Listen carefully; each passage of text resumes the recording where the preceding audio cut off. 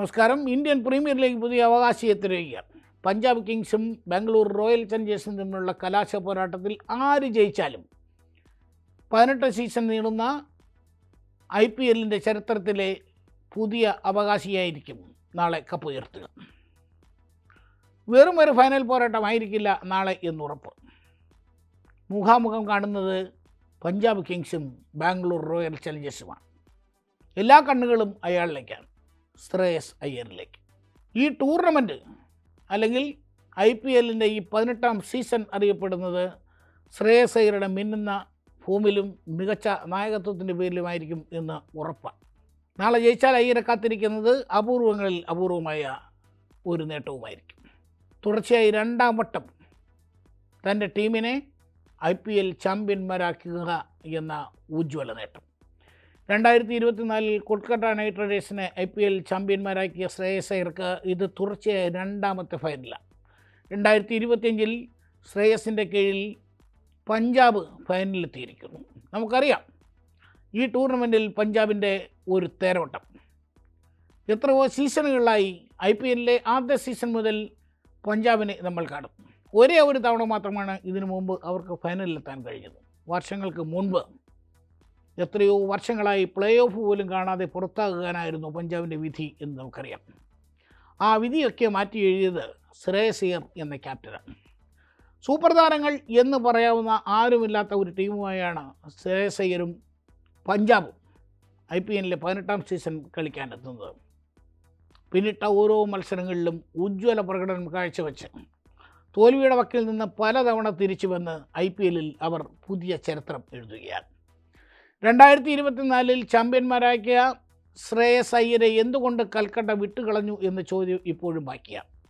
ആ ചോദ്യത്തിന് ഉത്തരം കൽക്കത്തയോ ശ്രേയസ് അയ്യരോ ഇതുവരെ ക്രിക്കറ്റ് ലോകത്തിന് നൽകിയിട്ടില്ല.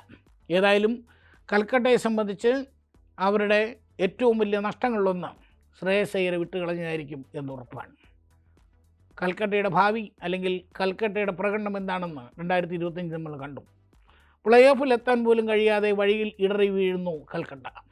അതേസമയം കൽക്കട്ട വിട്ടുകളഞ്ഞ ശ്രേയസ് അയ്യർ പഞ്ചാബ് കിങ്സുമായി ഫൈനലിലേക്ക് കുതിക്കുകയാണ്. ഒരു വെറും കുതിപ്പായിരുന്നില്ല അവരെ സംബന്ധിച്ച്. പിന്നിട്ട മത്സര വഴികളിൽ എത്രയോ ഉജ്ജ്വലമായ പ്രകടനങ്ങൾ നമ്മൾ കണ്ടു. മുന്നിൽ നിന്ന് നയിക്കാൻ അവർക്ക് ശ്രേയസ് അയ്യർ എന്ന ക്യാപ്റ്റൻ ഉണ്ടായിരുന്നു. ടീം ഇടറി വീഴപ്പോഴെല്ലാം രക്ഷകനായി അയാൾ അവതരിച്ചു. അയാളുടെ ബാറ്റ് ശബ്ദിച്ചുകൊണ്ടേയിരുന്നു. 600-ലധികം റണ്ണ് ഇതുവരെ ഈ IPLൽ ശ്രേയസ് അടിച്ചുകൂട്ടി കഴിഞ്ഞു. സിക്സറുകളുടെ പെരുമഴ നിഷ്പ്രയാസം അയാൾ തീർക്കുന്നത് നമ്മൾ കണ്ടതാണ്. മുംബൈക്കെതിരായ പോരാട്ടത്തിൽ മുന്നിൽ നിന്ന് നയിക്കാൻ അയാളുണ്ടായിരുന്നു. നോക്കൂ, ഈ ടൂർണമെൻറ്റിലെ ഏറ്റവും ഉജ്ജ്വലമായ ബൗളിംഗ് നിരയുമായി എത്തിയ മുംബൈ, ലോകത്തെ തന്നെ ഏറ്റവും മികച്ച ബൗളർ ജസ്പ്രീത് ബുംറ, അതുപോലെ തന്നെ Trent bolt, Hardik Pandya, Santner, എത്രയോ മികച്ച ബൗളർമാരുടെ കൂടാരമാണ് മുംബൈ. പക്ഷേ മുംബൈയെ നിലം തൊടിയിക്കാതെ അടിച്ചു പറത്തി മുംബൈ ഉയർത്തിയ കൂറ്റൻ സ്കോറിനെ ഒരു ഓവർ ബാക്കി നിൽക്കെ മറികടന്ന് ശ്രേയസ് അയ്യർ പഞ്ചാബിനെ ഫൈനൽ പോരാട്ടത്തിലേക്ക് നയിച്ച ആ കാഴ്ച സമീപകാലത്തെങ്ങും ക്രിക്കറ്റ് ലോകം മറക്കാൻ സാധ്യത കാണുന്നില്ല. മത്സരം പൂർത്തിയാക്കുന്നത് വരെ അക്ഷോഭ്യനായിരുന്നു അയാൾ. മത്സരത്തിന് ശേഷമാണ് അയാളുടെ മുഖത്തൊരു പുഞ്ചിരി ക്രിക്കറ്റ് ആരാധകർ കണ്ടത്. തോൽക്കുമെന്ന് പലതവണ ഉറപ്പിച്ച മത്സരത്തിൽ ഉജ്ജ്വലമായി വീരോചിതമായി പോരാടി അയാൾ പഞ്ചാബിനെ ഫൈനലിലെത്തിക്കുകയാണ്. നേരത്തെ പലതവണ ശ്രേയസ് ഈ മാജിക് ആവർത്തിച്ചിട്ടുണ്ട്. ഡൽഹി ക്യാപിറ്റൽസിൻ്റെ ഭാഗമായിരുന്നപ്പോഴും ഇതേ മികവ് അയാൾ പുലർത്തിയതാണ്. ടീമിനെ ഏറ്റവും നിർണായകമായ മത്സര ഫലങ്ങളിലേക്ക് അയാൾ എത്തിച്ചതാണ്. Play off കടത്തിയതാണ്. കൊൽക്കട്ടയിൽ അയാളുടെ മാജിക് ആവർത്തിക്കുന്നത് നമ്മൾ കണ്ടു. പഞ്ചാബിൽ ആ മികവ് അയാൾ തുടരുകയാണ്. ഇന്ത്യൻ ക്രിക്കറ്റ് ടീമിൻ്റെ നായക സ്ഥാനത്തേക്ക് ശ്രേയസ് അയ്യരുടെ പേര് ഇതിനോടകം തന്നെ ആരാധകർ പറഞ്ഞു തുടങ്ങിക്കഴിഞ്ഞു. ക്രിക്കറ്റ് പണ്ഡിതർ നിരന്തരം അയാളുടെ പേരുകൾ ചർച്ച ചെയ്തുകൊണ്ടിരിക്കുകയാണ്.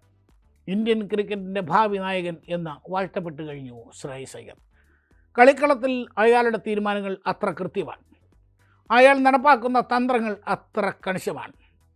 തന്ത്രങ്ങൾ നടപ്പാക്കുന്നതിലും തീരുമാനങ്ങൾ എടുക്കുന്നതിലും മാത്രമല്ല, മുന്നിൽ നിന്ന് ടീമിനെ നയിക്കുന്നതിലും അയാൾ തൻ്റെ മികവ് പുലർത്തിക്കൊണ്ടേയിരിക്കുന്നു.